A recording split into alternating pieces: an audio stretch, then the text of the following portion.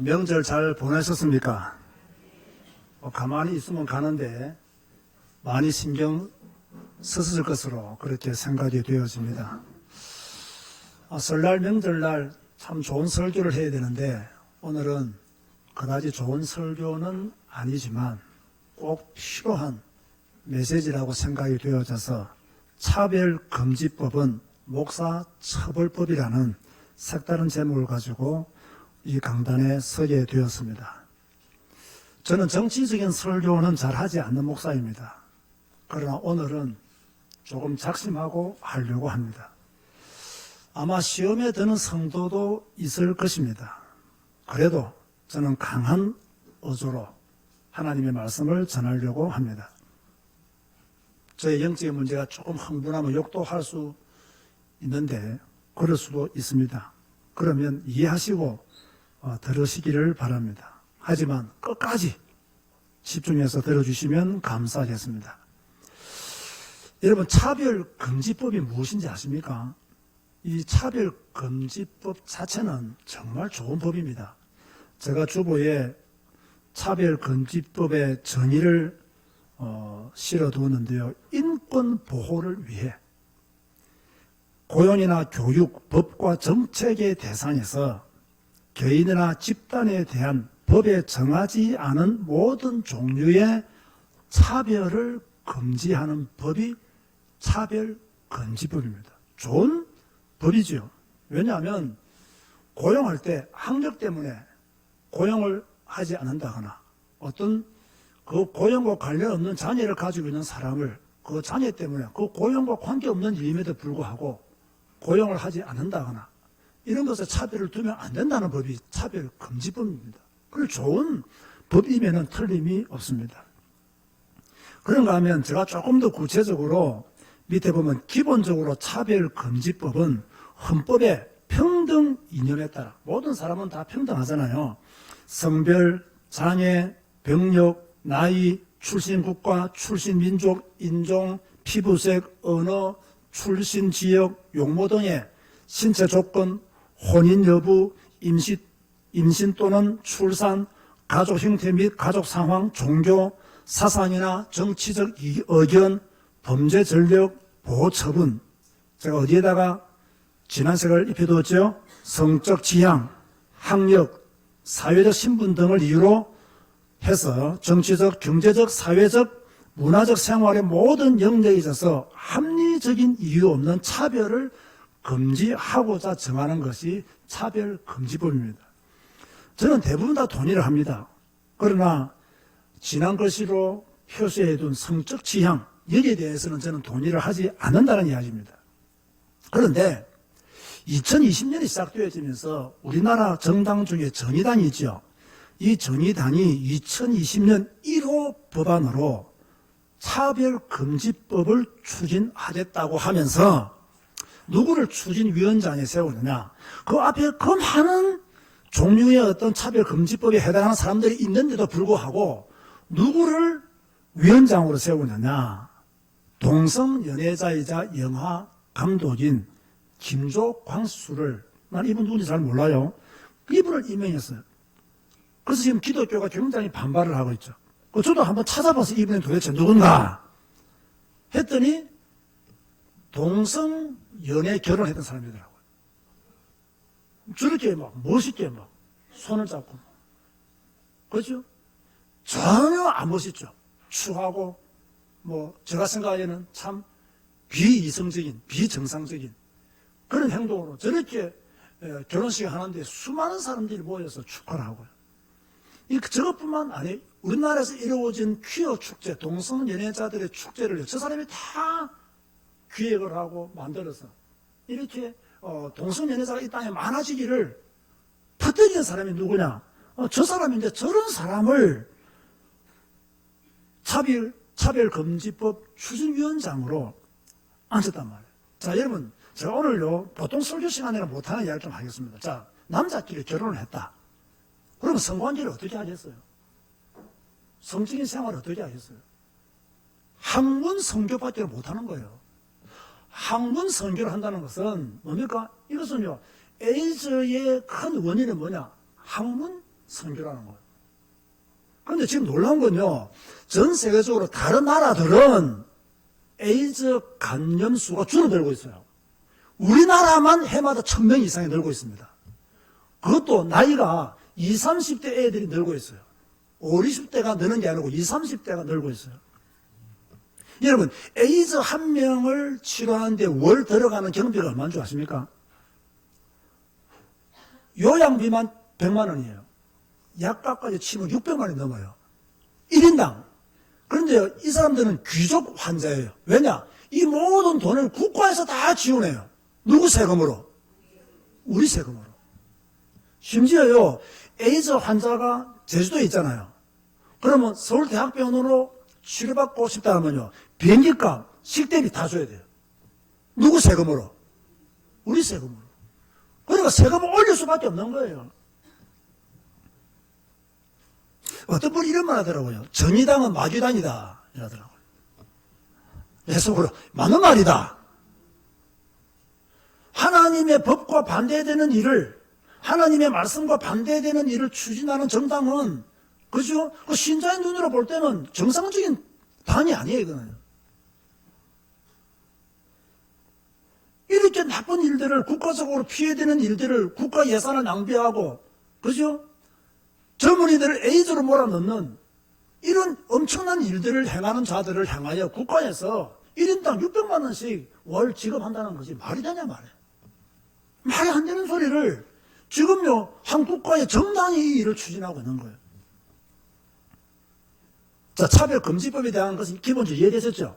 더 이상 설명할 것이 없습니다. 그런데 지난 주간에 이제 민주정의당, 무슨 정의당인지 모르겠지만 이 사람 대표가 심상정 의원이잖아요.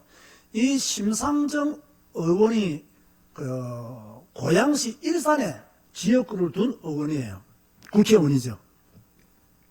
그런데 그 지역구에는 기독교 연합회가 이제 차별금지법에 대한 토론회를 개최하면서 심상정 의원을 초청한 거예요.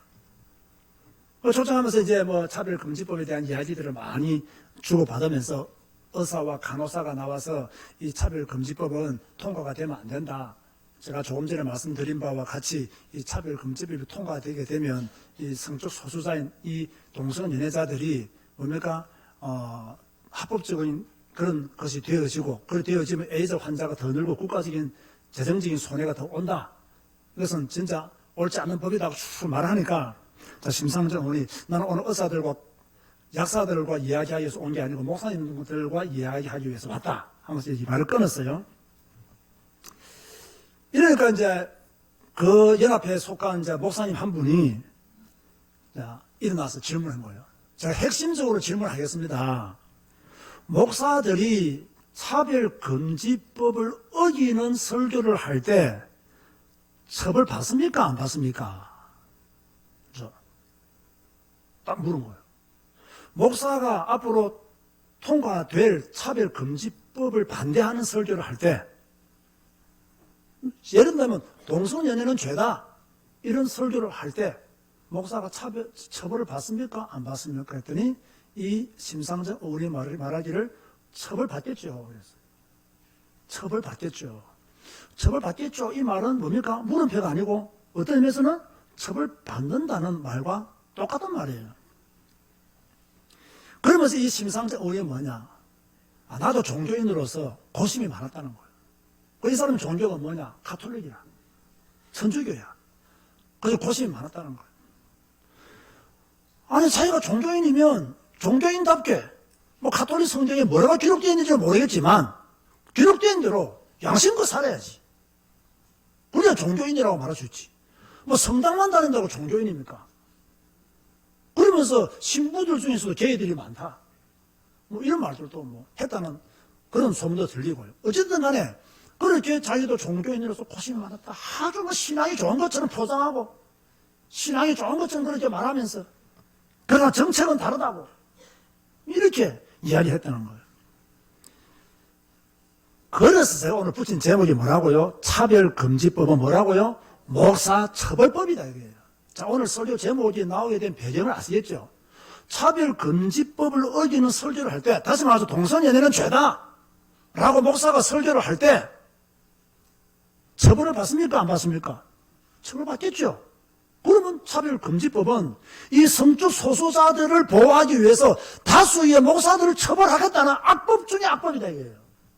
그래서 제가 왜 이걸 강조하느냐 하면 이미 이 법이 유럽에서 통과가 되어 있었어요.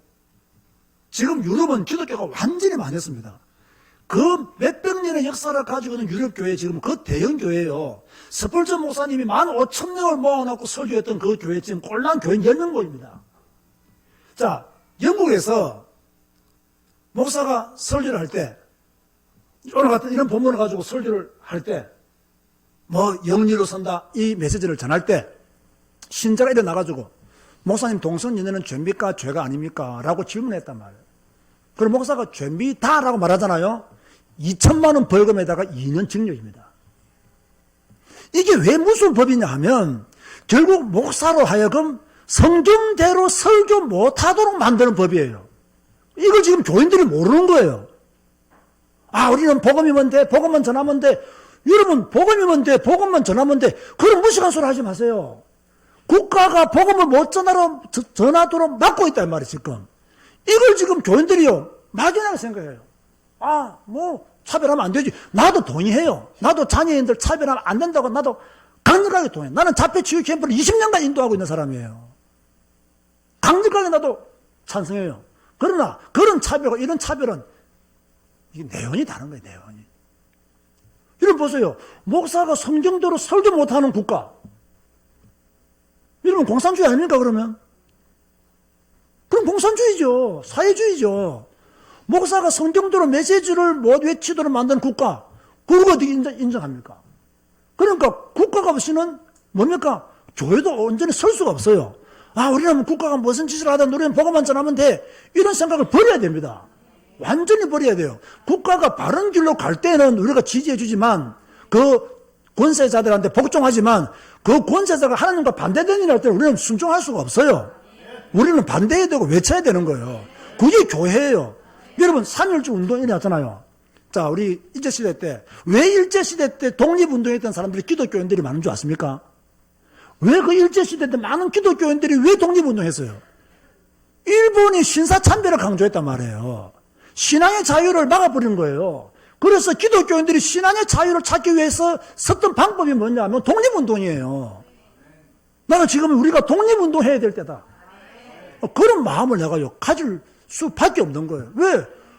차별금지법을 반대하면 목사도 처벌받는다는데 그 성적 소수자를 위해서 다수의 목사들을 처벌한다는 것은 악법 중에 악법이에요. 이런 것을 교회가, 그래서 나는 그렇게 생각해요. 제가 어쨌든 강의하면서 청년들을 강조해서 일산에 있는 청년들 손들어 봐라 했어요.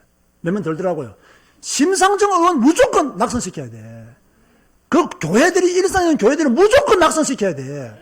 아, 목사를 처벌하는 법을 지금 동성연애자를 세워서 추진위원장으로 시키는 이런 정당을 어떻게 우리가 지지할 수 있냐 이게요. 하면 안 된다는 거예요. 제가 볼 때 이번엔 진짜요. 그 지역구에서는 심상정 의원 100% 낙선시켜야 돼요. 그래, 안 하면 교회는 죽은 교회예요. 교회가 살아야 되는 거예요. 힘을 합쳐야 돼요.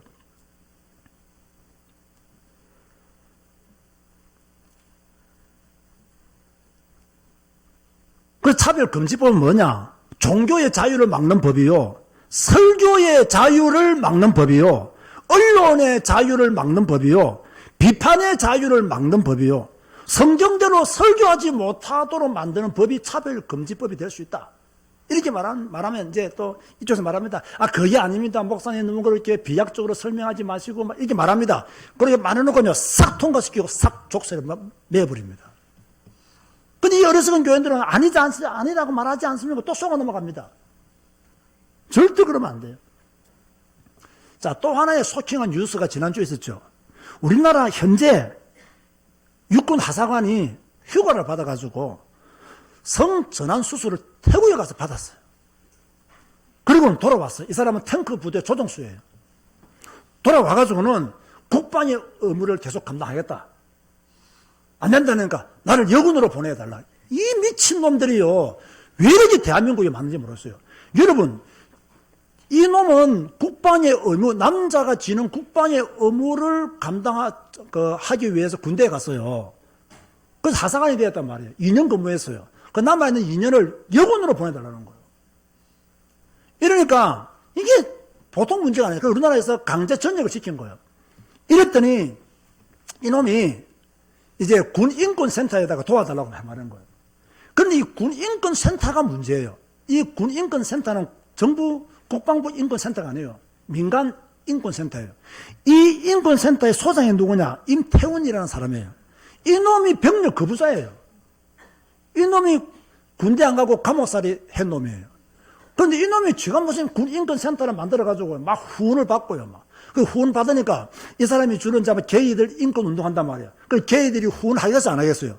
막 후원을 하겠죠. 그 돈 가지고 이제 뭐 활동을 막 하는 거예요. 그러면서 뭐라고 말했느냐? 기자회견을 말하면서 국군 첫 성전환 부사관 탄생 환영한다. 그는 멋진 탱크병이 될 것이다. 참 이거요. 이 사람 또한 내가 조사해봤더니요, 그 게이들 모임에 이 사람이 리더더라고요. 그러니까 이런 사람들이 지금요, 비정상적인 사람들이 얼마나 좋은 말이에요. 군인권센터 소장. 그리고 군인들의 인권을 위해서 굉장히 일하는 것처럼 해놓고는 전부 다 이런 성전환 수술 환자들을 막 축하하고 환영한다 그러고. 여러분 보세요. 어느 나라가 남자 군인으로 입대했다가 중간에 성전환 수술을 했는데 여군으로 보내겠어요. 그 사람을 받아야 되는 여군들은 또 무슨 죄예요? 여군들의 인권을 생각 안 하냐 말이에요. 어느 여군들이 이 사람이 오는 걸 좋아하고 환영하겠어요? 그렇지 않습니까?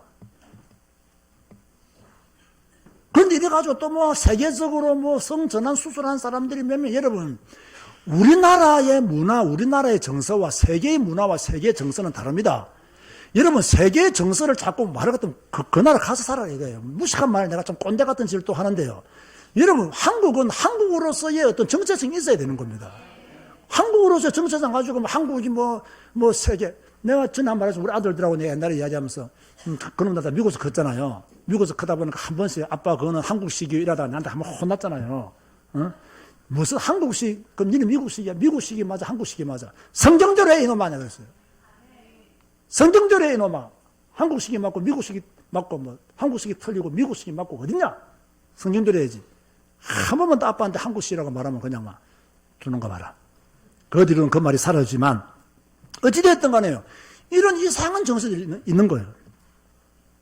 그러니까 제가 사실 지난 주간에요. 이 두 가지 때문에 너무 화가 나는 거예요. 여러분이 볼 때는 별것도 아닌데 이렇게 생각하겠지만 처벌 받겠죠. 라는 말을 듣고 목사들이 흥분 안 한다면요.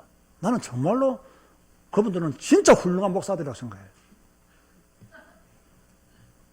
차별금지법이 통과되어지면 성경대로 설교를 못하는 나라가 되는데 성경대로 설교를 못하는 유럽처럼 2천만 원 벌금 내고 2년 징역 가야 되는 그러한 일들이 대한민국에서도 일어날 수도 있는데 이걸 반대 안 하는 목사가 있다면 정말 그분은 진짜 어마어마한 목사님이죠. 이 일을 가만두고 있다면 그분은 진짜 대단한 목사님을 봐야 돼요. 저는 대단한 목사 아니기 때문에요. 오늘 설교를 하는 거예요. 결론적으로 말하면 소수를 보호하기 위해서 다수를 죄인으로 만드는 차별금지법. 이건 곤란하다. 소수의 인권이 그럼 안 중요하냐? 누차 말합니다. 중요합니다. 그러나 소수 때문에 다수의 국민들을 처벌한다는 것은 말이 안 맞는 거예요. 소수의 동성연애자들을 보호하기 위해서 다수의 목사들을 옥죄고 목사들의 입을 막고 목사들로 하여금 성경대로 설교하지 못하도록 만드는 법은 절대로 통과되면 안 돼요. 그래서 차별금지법은 목사 처벌법이 되는 거예요.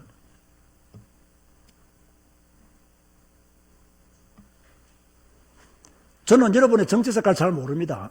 우리 교인들이 여당인지 야당인지 잘 모릅니다. 그러나 성경대로 설교하지 못하도록 만드는 정당에 투표해서는 안 됩니다. 여러분이 진짜 기독교인으로서 하나님의 말씀을 믿는 성도로서 여러분의 정치 색깔은 내가 알 수가 없지만 그러나 나는 성경대로 설교하지 못하도록 만드는 정당에는 투표하지 마라.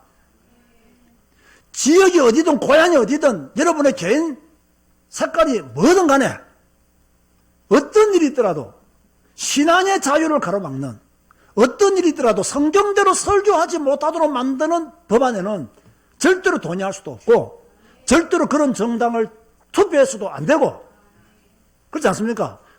이건 불신자보다 더 악한 짓이다. 교회 안에서. 심상정 의원이 나도 종교인으로서 고심이 많았다.